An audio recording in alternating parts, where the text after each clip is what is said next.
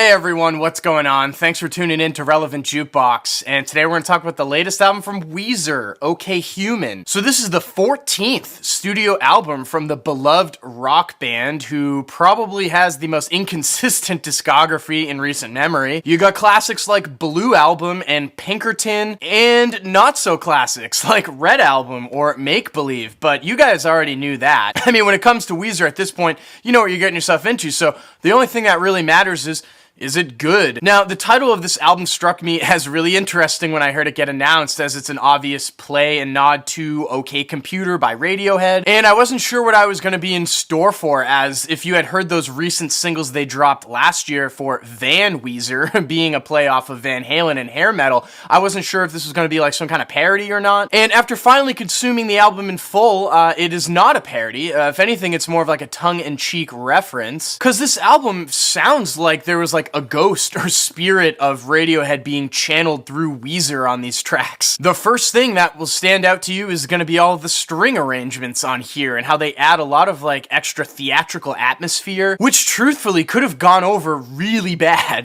but actually goes over extremely well in my opinion. And Rivers is like on rare form again on here, delivering some of the more compelling tracks to date from the Weezer canon since like the early days in the discography. The opening track, All My Favorite Songs, sets up this entire album pretty much perfectly, as he's describing how all of his favorite music has a sad edge to it, which, yep, you guessed it, this is pretty much a tried and true emo record once again from Weezer, who once, back in the day, put out one of the best emo records ever, don't forget, except instead of dealing with meddlings in love in his youthful years, this one deals more with the modern age, existing in the current climate, technology, loneliness. And another thing that stood out overall about this project is just how visual the lyricism can get at times, which leads to some extremely memorable choruses, like on the track Grapes of Wrath, for example, where Rivers paints a picture of him listening to his audiobooks on his headphones and just blocking out the entire world around him, or Bird with a Broken Wing, which was actually a sneaky sad chorus, but also hopeful, how Rivers talks about don't worry about him,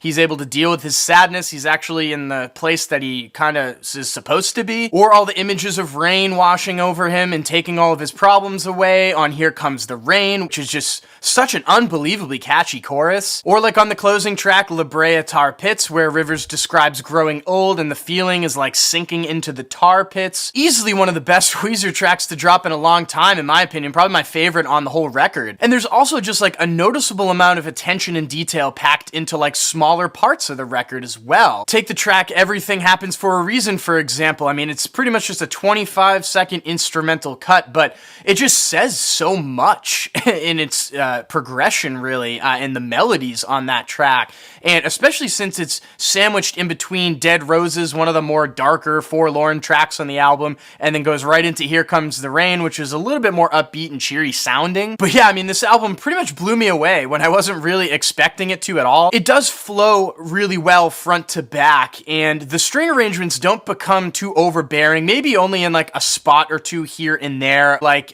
when Alu Gobi, the second track, closes out and it leads into Grapes of Wrath. Not really the best transition. And at times, I have to admit, some of the lyrics can get kind of cringy on here, a little bit cheesy, like on Dead Roses, just like makes my eyes roll a little bit. But, you know, it almost like makes sense, given like if you follow Rivers Cuomo on social media and how he's embraced meme culture and just kind of like tongue-in-cheekness overall. But yeah, I mean, I think this might be my favorite Weezer album outside of, you know, Blue and Pinkerton. Blue is absolutely a 10, Pinkerton probably a 9 for me, and on OK Human, I'm feeling an 8 over here. So there were a ton of colorful presses that came out of this album that dropped on Weezer's web store.